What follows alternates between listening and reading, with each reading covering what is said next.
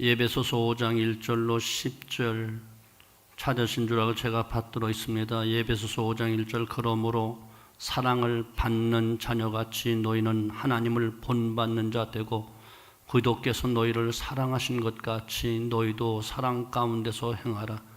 그는 우리를 위하여 자신을 버리사 향기로운 제물과 희생의 제물로 하나님께 드리셨느니라. 음행과 온갖 더러운 것과 탐욕은 너희 중에서 그 이름조차도 부르지 말라. 이는 성도에게 마땅한 바니라. 누추함과 어리석은 말이나 희롱의 말이 마땅치 아니하니 오히려 감사하는 말을 하라. 너희도 정녕 이것을 알거니와 음행하는 자와 자나 더러운 자나 탐하는 자 곧 우상 숭배자는 다 그리스도와 하나님의 나라에서 기업을 얻지 못하리니 누구든지 헛된 말로 너희를 속이지 못하게 하라. 이런 말미암아 하나님의 진노가 불순종의 아들들에게 임하나니 그러므로 그들과 함께 하는 자가 되지 말라. 너희가 전에는 어둠이더니 이제는 주 안에서 빛이라. 빛의 자녀들처럼 행하라. 빛의 열매는 오직 착함과 의로움과 진실함에 있느니라. 주를 기쁘시게 할 것이 무엇인가 시험하여 보라. 아멘. 두 주일에 걸쳐서 말씀드린 지혜로운 삶의 완성은 한마디로 오늘 본문 1절에서 말한 대로 하나님을 본받는 자 되는 것으로 완성이 됩니다.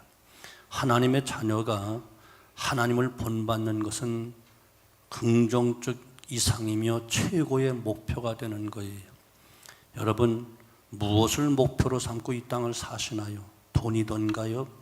명예, 권세, 인기인가요? 아니요. 참으로 구원함을 받은 하나님의 자녀들은 최고의 목표가 바로 하나님을 본받는 자 되는 거예요.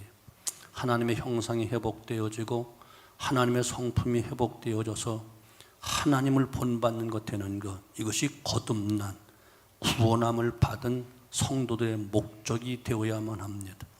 우리들에게 하나님을 본받는 자 되라라고 말씀하시는 사도 바울은 고린도전서 11장 1절에서 내가 그리스도를 본받는 자 된 것 같이 너희는 나를 본받는 자 되라 이렇게 권면하고 있어요. 그런데 이 본이라고 하는 것은 받아서 좋은 본이 있고 받아서는 안 될 본이 있습니다. 헬라 사람들은 훌륭한 운병가가 되기 위해서는 세 가지, 즉 이론과 모방과 연습이 필요하다 이렇게 생각했어요. 그들은 훌륭한 운병가가 되려고 한다면 모방하는 것이다 그렇게 생각하며 아이들에게 가르쳤어요. 목회를 하면서 가만히 보면 큰 교회 그리고 훌륭한 목사님을 모신 교회 부교육자들을 보면 모두 담임 목사님을 닮아 태도나 심지어 목소리까지 닮아가고 모방하는 것을 보게 됩니다. 그런데 사도 바울은 사람을 본받을 것이 아니라 하나님을 본받아야 된다 이렇게 강조합니다. 주경학자 바클레이는 바울이 말한 모든 그리스도인들에게 이 세상에서 가장 최고의 표준을 바울은 말한 것이다 이렇게 본문을 평가했어요.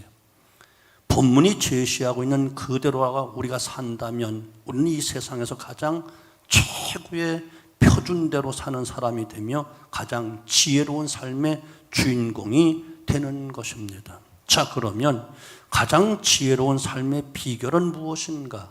곧 하나님을 본받는 삶이 무엇인가? 첫째, 사랑하며 삶을 살아가는 것, 이것이 가장 지혜로운 것이고 하나님을 본받는 삶이다 이렇게 가르쳐주고 있어요.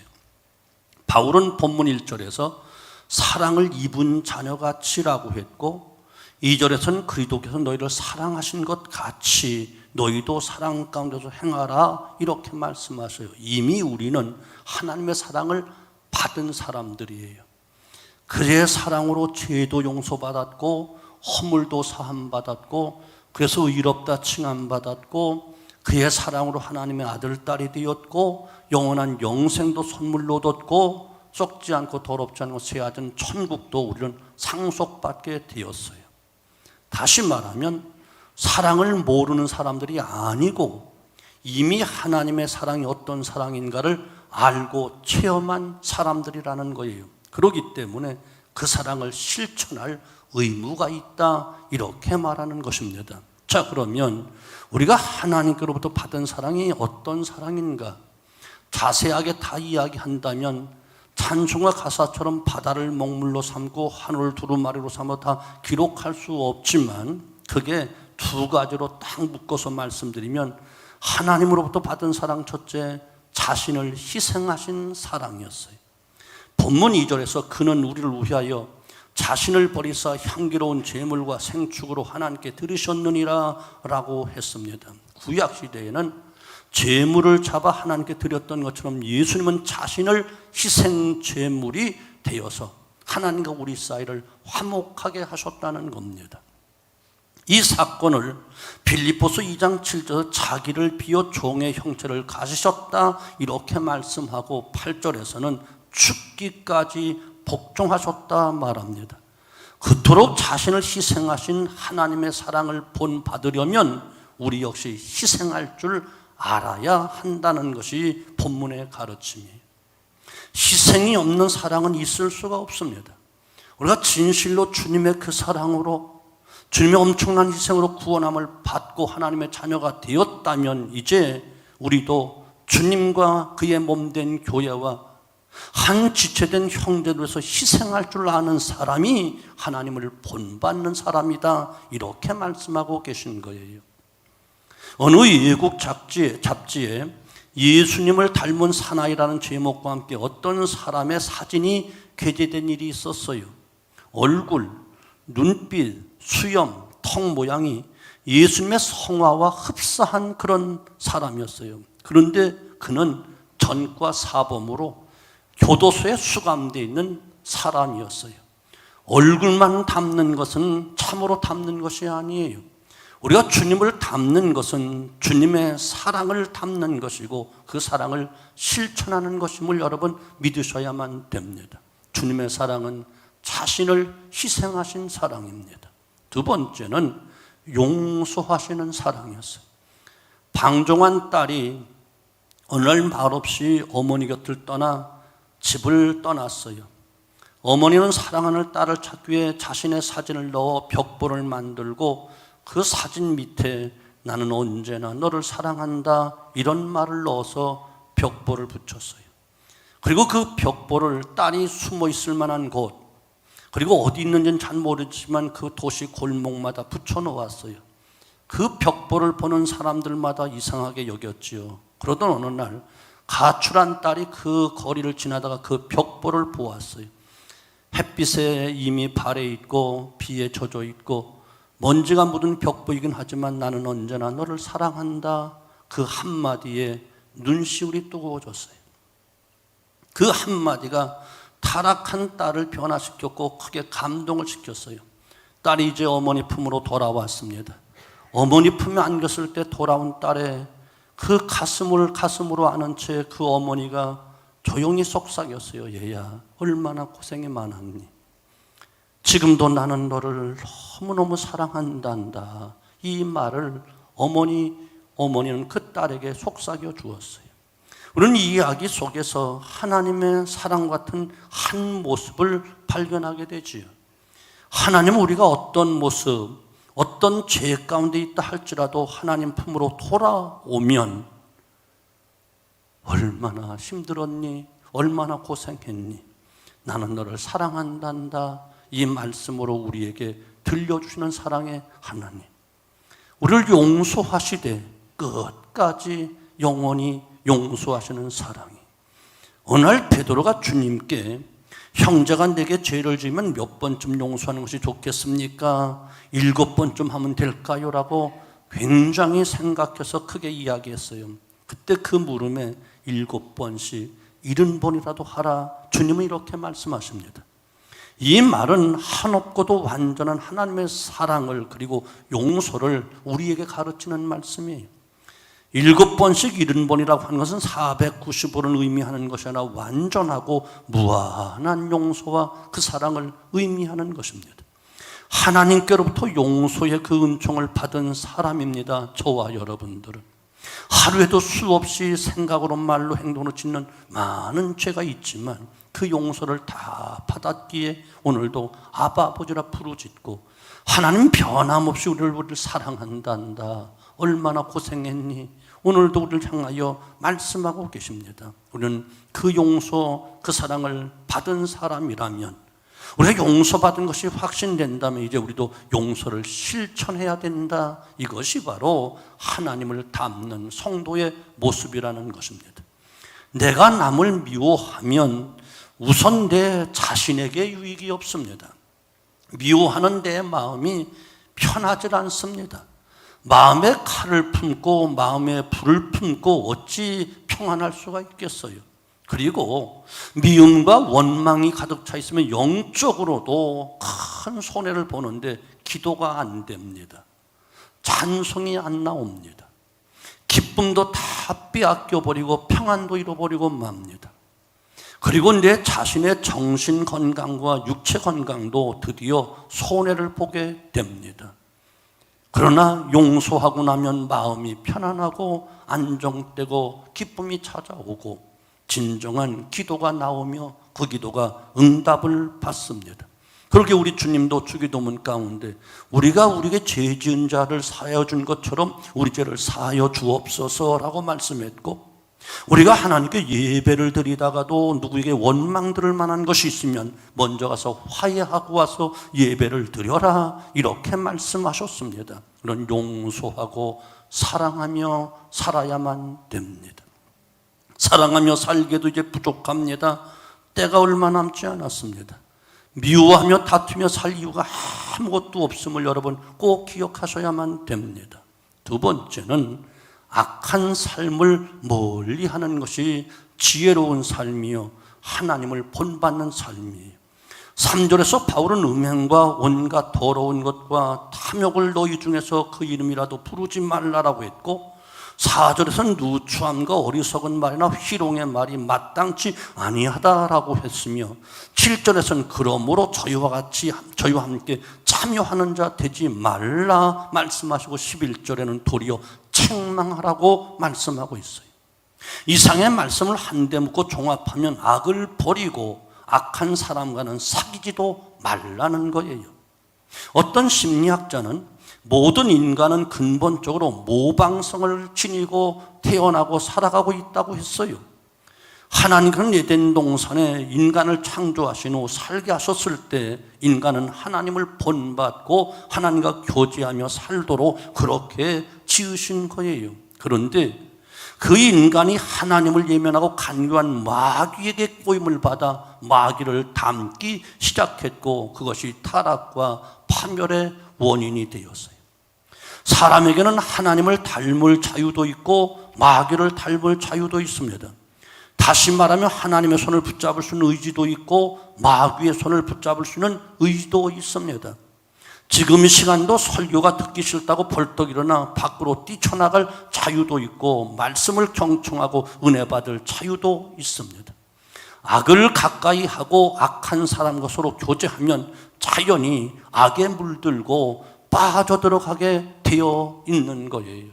사도 요한은 요한 3서 1장 9절로 10절에서 교회 안에 으뜸되기를 좋아하고 악한 말로 주의 종을 평론하고 우유부족하여 형제들을 접대치도 않고 오히려 주의 종과 성도들 접대하는 자들을 못 견디게 하며 결국 교회에서 몰아내는 디오드레베와 같은 자가 있음을 지적하면서 11절은 악한 것을 본받지 말고 선한 것을 본받으라. 선을 행하는 자는 하나님께 속하고 악을 행하는 자는 하나님을 배웁지 못하였느니라, 이렇게 말씀하고 있습니다. 여러분, 악한 것을 본받으면 안 돼요. 여러분, 신앙생활하면서 어떻게든지 선을 행하고 본을 보이는 삶을 살아야지 교회 안에 악을 행하면 안 됩니다.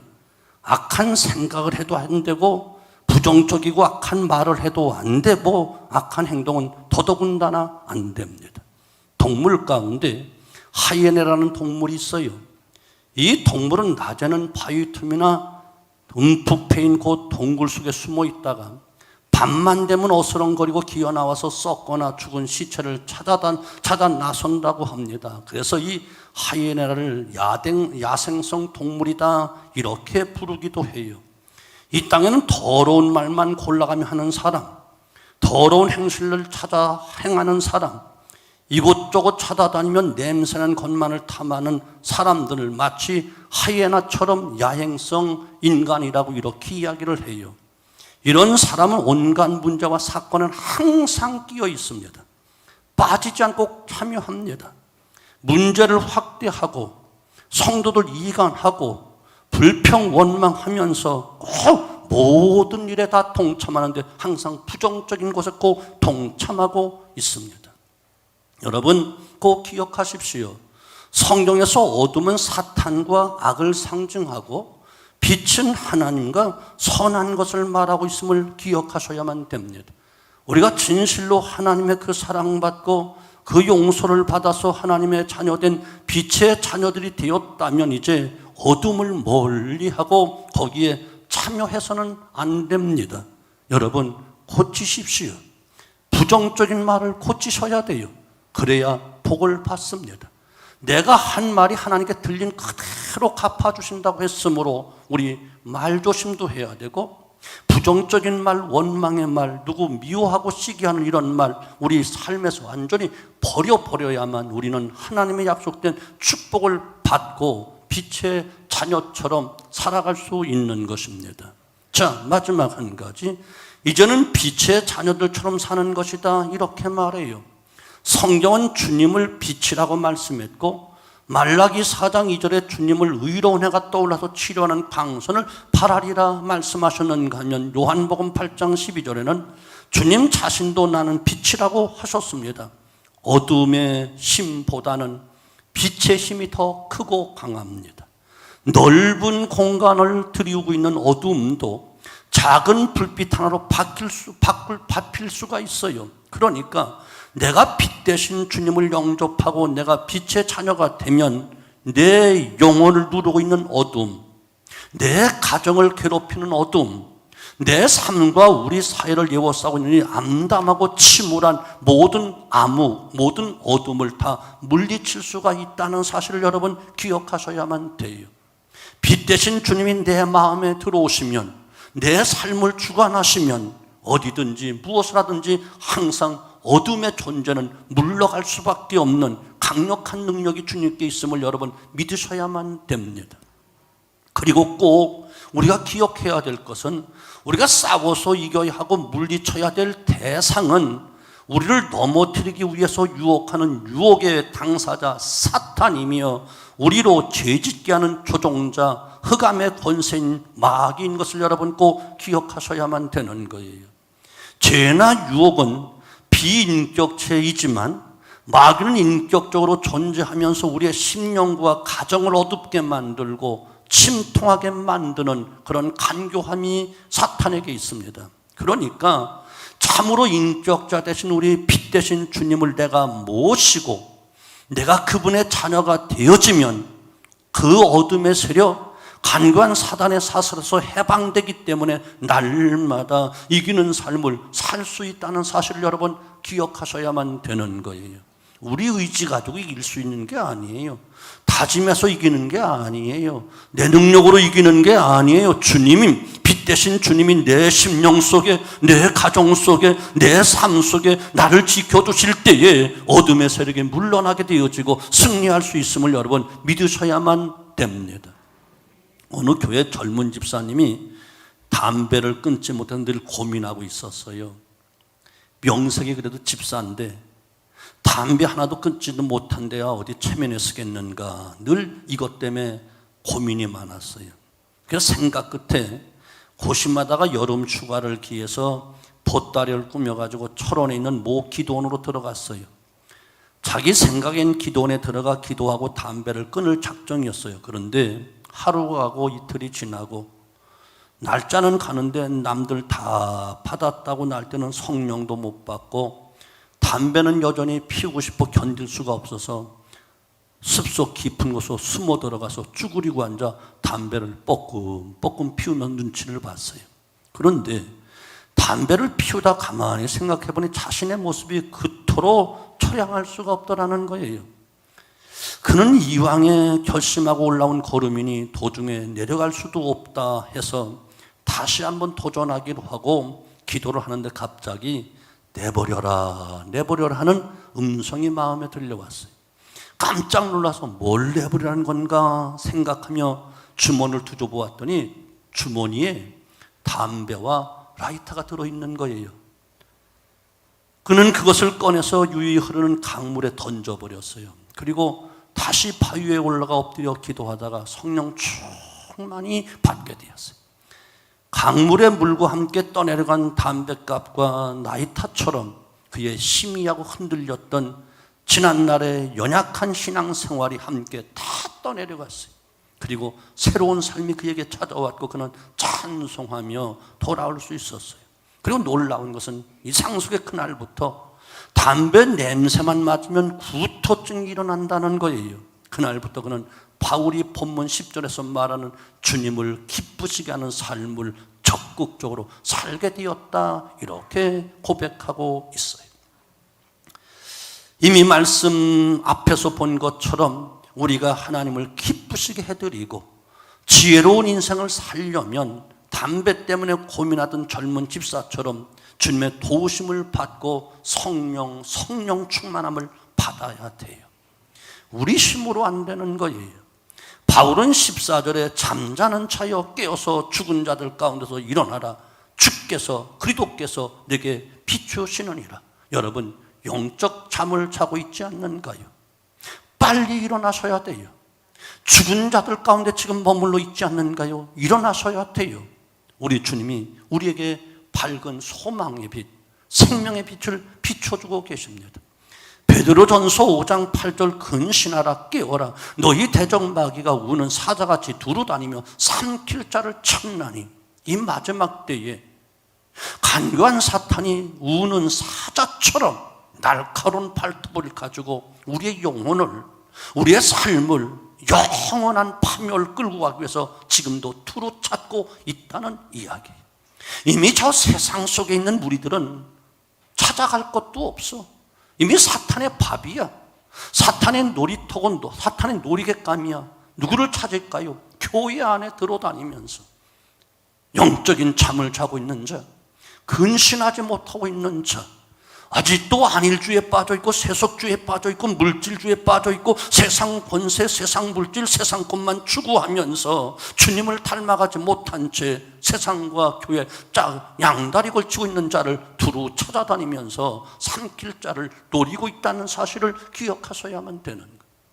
우리 주님도 친히 마태복음 25장 18절에 그런즉 깨어있으라 너희는 그날과 그 시를 알지 못하느니라. 여러분, 깨어 일어나야 돼요. 그날이 가까이 왔습니다. 그날이 가까이 왔습니다. 그 시간을 여러분 알지 못하잖아요. 오늘 이 순간이 바로 은혜 받을 만한 때요. 구원의 날이지 내일은 내 날이 아닙니다. 내일은 내 날이 아닙니다. 이 다음에 돈 벌고 좀 더 여유 있고 좀 더 여유가 있을 때 그 삶이겠다 착각하지 마십시오. 이것이 바로 간교한 사단의 미혹인 것을 여러분 기억하셔야 됩니다. 오늘 지금 여기서 깨어 일어나야 됩니다. 정신 똑바로 차리고 빛의 자녀처럼 살아야 됩니다. 그리고 하루하루 주님의 빛을 받으면서 빛을 비치는 성도의 삶을 살아야 됩니다. 지금 이 시간에도 주님은 우리를 어두운 심령과 삶에서 벗어나기 위해 밝은 빛을 이 시간도 비춰주고 계신데 왜 눈을 감고 계시나요? 왜 귀를 닫고 계시나요? 왜 마음문을 닫아놓고 계신가요? 여러분, 우리 모두 더 이상 음지에서 힘들고 어두운 삶으로 한숨 짓지 말고 밖으로 나와서 밝은 빛 앞에 서야 됩니다. 그리고 빛의 자녀가 되어야 됩니다. 그리고 빛의 자녀로서 기쁨과 즐거움으로 살아가야만 됩니다. 너희는 세상의 빛이니. 우리는 빛의 자녀입니다. 어둠의 자녀가 결코 아닙니다.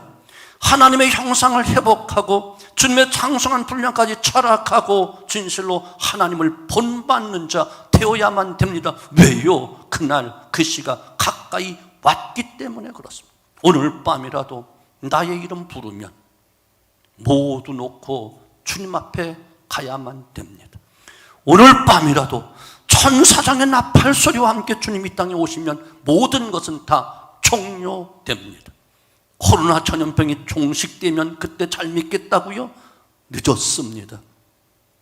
세상이 편안하고 아니라면 그때 열심히 하겠다고 착각합니다. 놓쳤습니다. 이미 때는 늦습니다. 여러분, 지금 이 시간 일어나야 되고 깨어 일어나야 되고 밝은 빛 앞으로 나와야 되고 이제 빛을 비추며 삶을 살아야만 됩니다.